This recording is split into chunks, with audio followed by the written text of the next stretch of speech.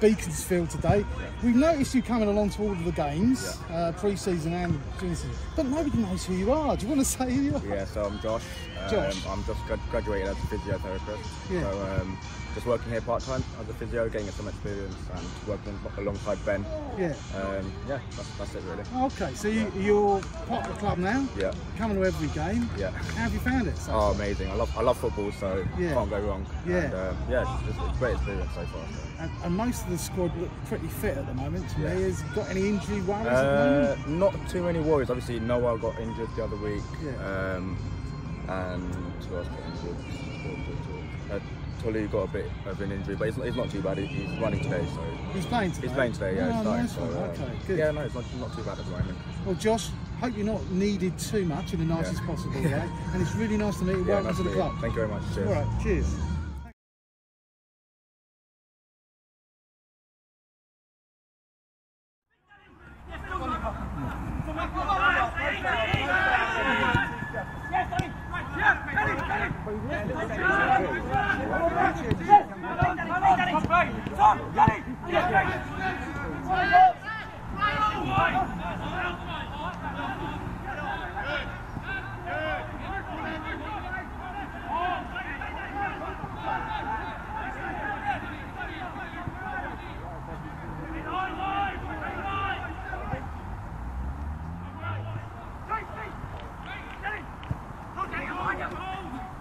Go on, Dad. Come on, Danny.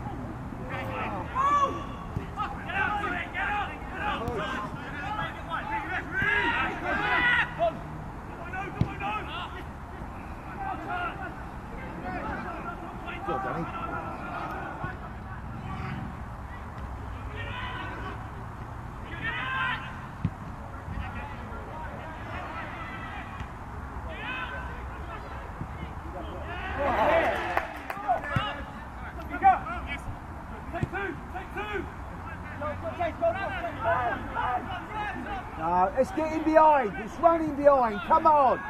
That's it.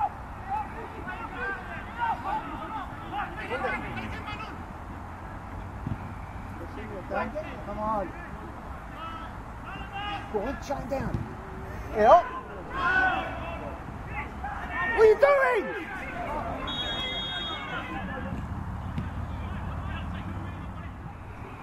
It's it in behind. There we go.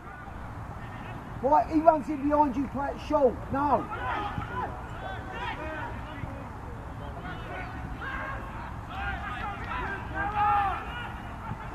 Good.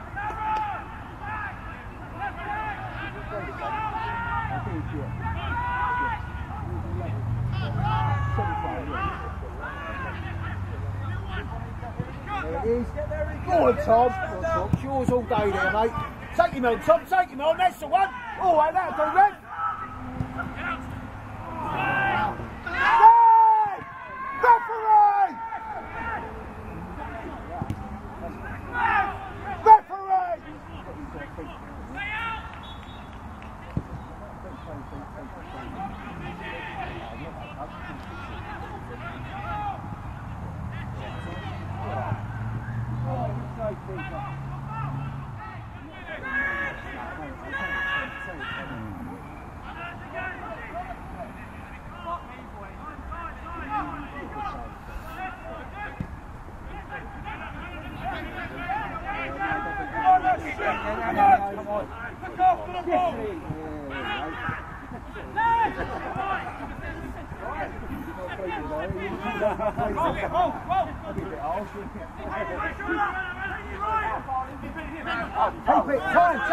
Time! Good lad! Shoot! Let's have a shot! Forward! Pass the ball forward! Good. Oh, good ball. Go on, Danny. Go on, Danny. Finish it. What a strike. Well played, keeper. Yeah, no choice there. Makes it easier. You remember the great question? Oh, yeah. Come on. No. Yeah, down Taylor, yeah.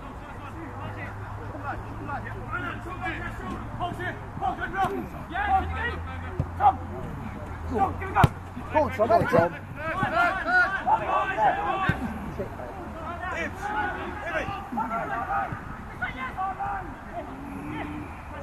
Go on, Alvin. One sit back. Go on, Danny. Play on!